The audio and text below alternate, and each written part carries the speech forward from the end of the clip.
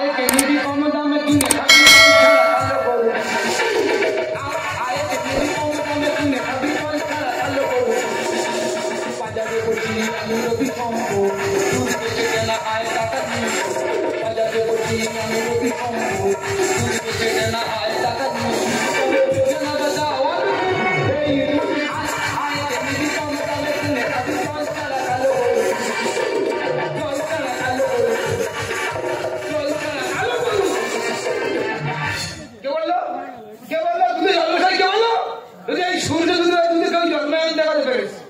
উপযুক্ত পুরস্কারে পুরস্কৃত করা হবে অত টাকা আমার নেই এটা আমার তিন পুরুষের ব্যবসা ঠাকুরটা করবে বাবা করবে আমি ধরে রেখেছি দেনা হচ্ছে সবাই বলছে ছেড়ে দে ছেড়ে দে আমি না রে ভাই এটা আমার তিন পুরুষের ব্যবসা এই ব্যবসা আমি ছাড়ছি না ছাড়বো না যারা মোবাইলে ঘাটাঘাটি করে সব বন্ধ করতে বলছে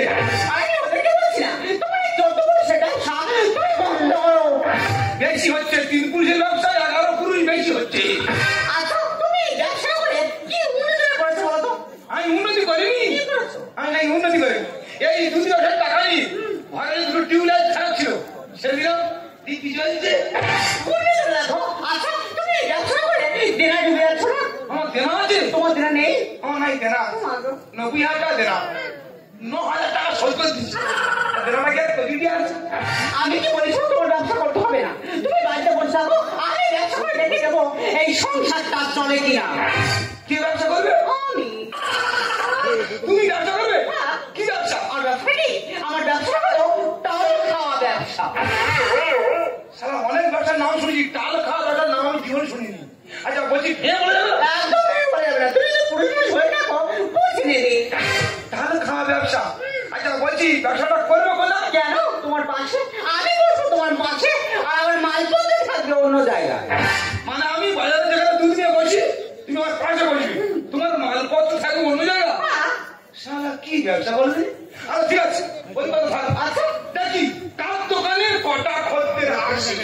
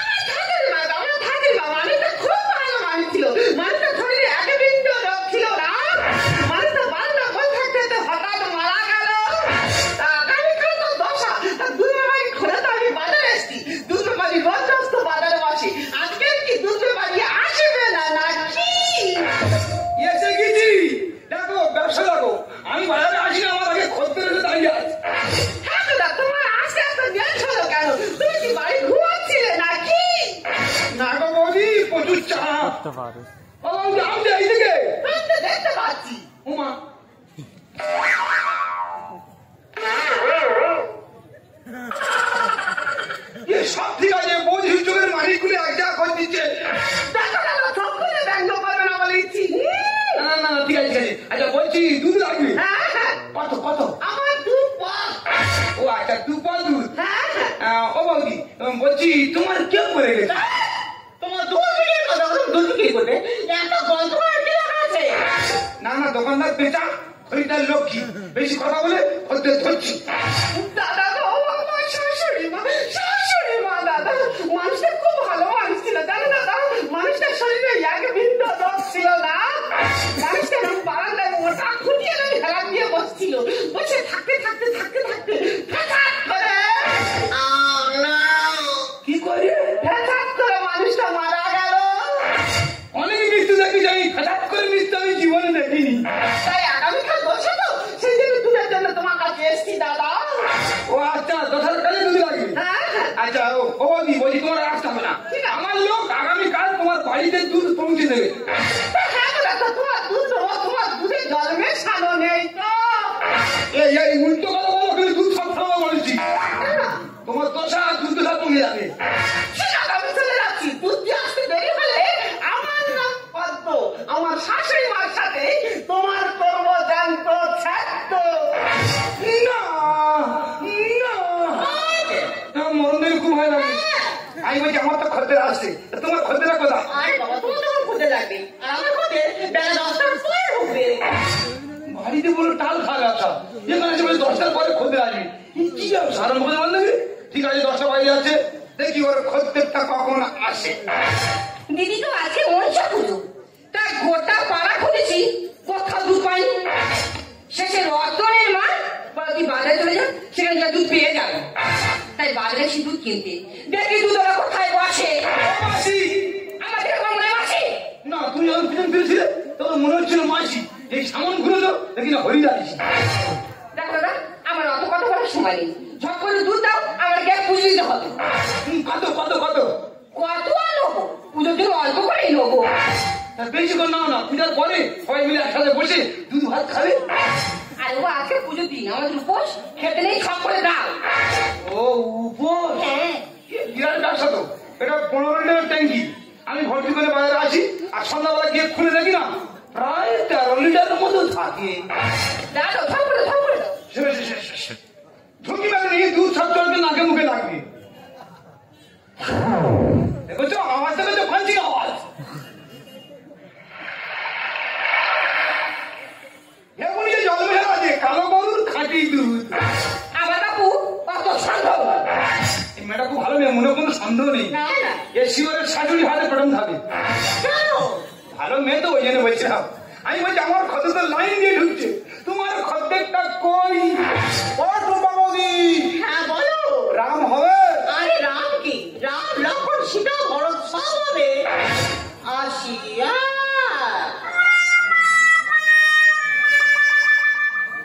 কি ব্যবসা আরম্ভ করে বলছি? বাড়িতে বললো টাল খাওয়া ব্যবসা, এখানে সে বলে 10টার পরে খদ্দে আসবে। এখন বলে নাকি রাম, তবে কি ঠাকুর দেবতা নিয়ে ব্যবসা আরম্ভ করেছে? দিয়ে এলাম। দিয়ে নে। আচ্ছা আমি একটু বলবো, আমি বলছি এইভাবে তুমি ঠাকুর দেবতা নিয়ে চিনিমিনি খেলা করবি। ও টুম্পাবদি, হ্যাঁ বলো। 750 পাওয়া যাবে? আরে 750 কি, 750, 950, 1 কিলো 1.5 কিলো সব হবে। আসিয়া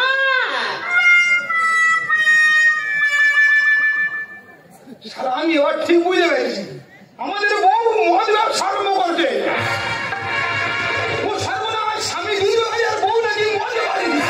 এই বাজারে যা মান সম্মান ছিল সব ধুলোর সঙ্গে পাক খেলো। আমি তাই তো বলি, ও চালি করে লিপস্টিক মারে কেন? ওর বাঁচাবো না, ওর আমি জানতো মেরে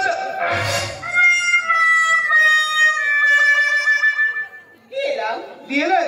তোমার দাম আছি, তুমি মদের ব্যবসা আরম্ভ করছো? তুমি বাড়িতে একবার চলো, 750 তো আমি ওই বাড়িতে নিয়ে 950 তোমার কি হারাবো।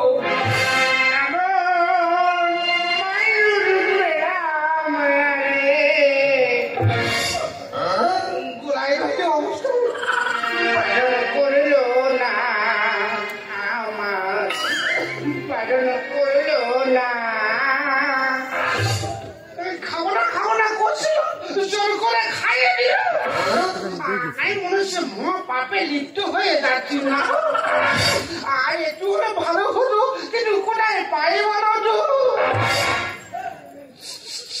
আমার ডাক্তার তো এ মনে হচ্ছে 1.5 থেকে 2 লিটার দুধ নেবে। কত কত? এই টুম্পাবতীর দোকানে করে বলবি দাদা, ওই দোকানটা কালকে রাতে পুড়িয়ে দেওয়া হয়েছে। এই টাকা তো পাই হয়েছে, একটু ব্যবস্থা করতে পায় না, অন্যদিকে যা। পায় না, অন্যদিকে যা। এটু কি বললো? না ও বলছে টেপা খালি মরে যাবো, রাস্তাটা কোনটা? টেপাখালি করে রাস্তা কোনটা? ও তো দেখে মনে হচ্ছে অল্প দাঁড়িয়ে আছে। ও তো আমার কাস্টমার। আমি কি বলিস না? তোমার কত লাগবে? ওই হাফ হলে হবে না। আমি বলি মদ দিবি, তাহলে তোর গাড়ি করবে। এই শোনো, আমার কাস্টমার গায়ে বলতে নিতে পারো, সেটা আমার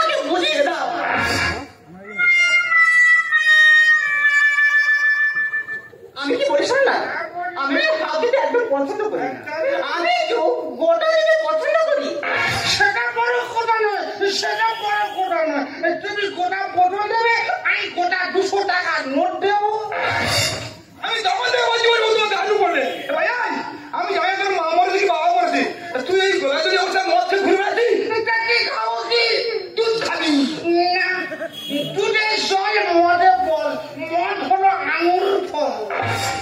তোর সঙ্গে কথা বলা আমার মা বাপের কর্মফল। আমি বলছি ভাই এই জন্য তোর কেউ মরে গেছে? দাদা, মা মরে গেছে দাদা। সেই কালি আমি দেখি লোক মদ খেয়ে পটিস কাঁদে। আমি বলছি তোর মা মরে গেছে, তাই ভাই তোর মা কবে মরেছে রে ভাই? ওই তো আগের বছর 15 আগস্ট। আমি দুধ খাবো, আমার বাবা শুনে আছে ট্যাঙ্কিতে দুধ আনো। ওর মা নাকি সেই আগের বছর 15 আগস্ট মরেছে, ওই আগের বছর ধরে মারা যাওয়া চালে মদ খেয়ে নয় উল্টো কথা। আমি বলছি ভাই এই শোন আমি এই বাজারে পুরনো ব্যবসায়ী, তুই আমার চিনিস? আমি তোকে চিনবো না, আমি কি বললে তুই তো কালি পেশা। আমি বাড়ি আছে ভালো লাগে আমি খাবো যা এ ভাই এই ভালো করে দেখে শুনে বল, দেখে শুনে বল। ঠিক আছে দাদা, তুই সোজা যাও, আমি ভালো করে দেখে বলছি। ওই যে ওর নিজে পুজো হয়ে যাচ্ছে, আমার সোজা দাদা বলছে মাথা নিয়ে তোর কথা থাক। আগে দেখে দেবো। ও মা, তুই তো ইতেই পার না। আমার মনে হয় জ্বর আসবে। আমি জল জীবন তো পুরুষ মানে আমি দিতে পারি না। এ ভাই আমি অনেক মানুষের উপকার করছি, তোর একটু করি। আমি বলছি বাজার ভর্তি লোক ছিটি করছি, ঠিক আছে? আমি তোর ঘুরিয়ে ছেড়ে দিচ্ছি, এক কাজ ছুটে বাড়ি চলে যা, মান সম্মানটা বাঁচবে বুঝলো?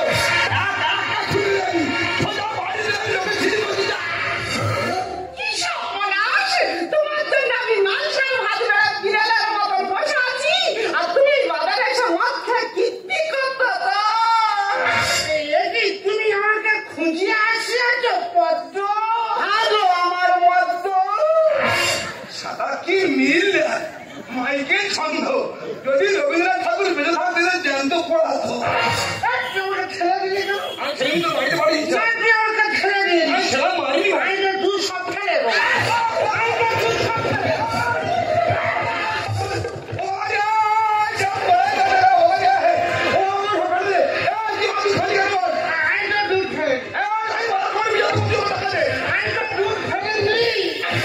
আমি যে দুধ হবো না বলছি তুই সামনে দুধের দন্ডায় আমি চাই ওরে নন্দ মদে বন্ধ খাওয়ার ভিতরে হিসাব নাই।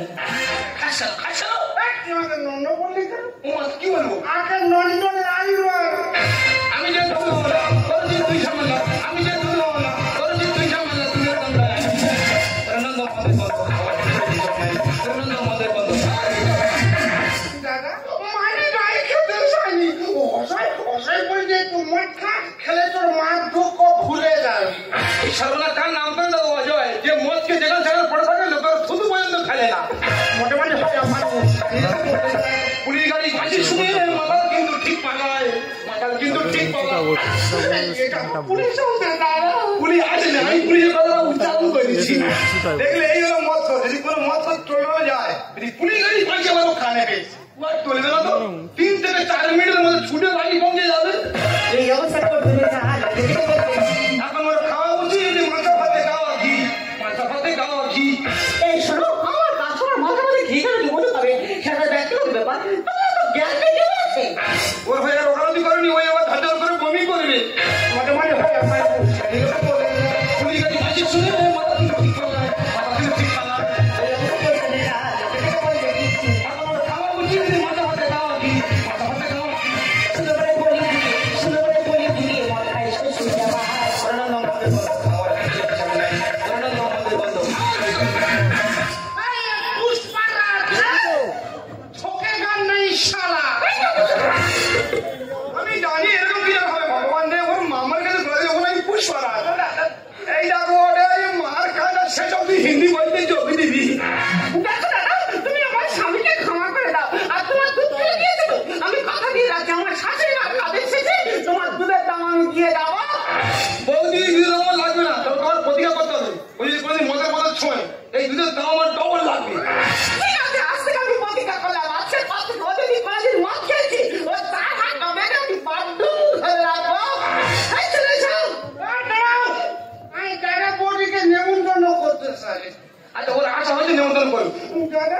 তোরা বডি সরকারের নেমন্তন্ন খবরটা বাড়ি থেকে পাতুরি নি। আমি ওর নিমন্ত্রণ করতে বলেছি, আমার হাত পিস করে আমি মারতে পারছি না, শুধু গোড়ালির অবস্থা হাতে বলে আমি কি বলো, সে গোড়াতে হাত ছেড়ে বাইরে নেবে ভগবান। মেন কথাটা বলতে ভুলে গেছি দাদা। আপনি মেন কথাটা বল। হ্যাঁ বলছি আগামীকাল আমার মার নিয়ম ভঙ্গ, তোরা যদি আমার বাড়িতে খেতে যাস আমরা মুখ দেখবি। আমি থেমে গেলাম, তাদের সারা কাজ দিয়ে থেমে গেলাম, গোড়ালি হাতে বলে আমি লড়ার কাজটা আমি ছেড়ে দিতাম। তবে সব ঠিক আছে, পদ্মবাবু চোখের মানিকগুলো বলতে একই একলা কি গো, কি বুঝলি? কি বুঝলে মানে তুমি কেন বুঝতে চাইছো না? এই কলেজের মানুষ মদ, বিড়ি, গাঁজা, সিগারেট যত রকমের নেশাগ্রস্ত জিনিস আছে, তা ঘটে যেন তার দিকে যাবে। তবু তোমার এই দুধের মূল্য এই সমাজের মানুষ কেউ দেবে না। তুমি ঠিক বলেছো, বর্তমান যুগের মানুষ আজ অন্ধকারের দিকে বেশি যায়, আলোর দিকে কেউ নেই। যে দুধ কি আমরা ছোট থেকে একটু একটু করে বড় হয়েছি, সেই দুধের মূল্য কেউ দিচ্ছে না। মানুষ জল দিয়ে মদ খাচ্ছে, যখন দুধটা কিনতে যাচ্ছে দুধ বাড়ি জিজ্ঞাসা করছে, দাদা দুধে জল মেশানটাই তো, এটা এখানে বর্তমান সমাজ। তবে টুম্পা, তোমাকে আমি মদ ব্যবসা করতে দেবো না, আমরা এই দুধ ব্যবসাই করবো। তুমি আমি দুজনে মিলে ভাড়া থেকে দুধ সংগ্রহ করবো, সেই দুধের ছানা কেটে মিষ্টি তৈরি করবো, আর সেই মিষ্টি দোকানের নাম দেবো ভালোবাসার মিষ্টান্ন ভান্ডার। আর তুমি প্রকৃত জীবন সঙ্গী হয়ে বুঝিয়ে দিলে যে বর্তমান যুগের মানুষ দুধের মূল্য কেউ দেয়, তাই এই পৃথিবীর কোনোদিন ভুলে যায়, এমনকি এই দুনিয়াকে যদি কোনোদিন ভুলে যায় তোমাকে আমি কোনোদিন ভুলতে পারবো না। मैं दुनिया भुला दूंगा तेरी चाहत में, আচ্ছা, मैं दुनिया भुला दूंगा तेरी चाहत में। ये दुश्मन जमाना तेरा बुराना मैं तुमको मिटा दूंगा। तेरी चाहत में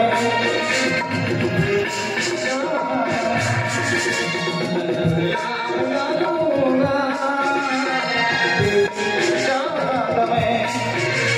ये दुश्मन जमाना मुझे ना भुलाना मैं तुमको मिटा दूंगा। तेरी चाहत में तेरी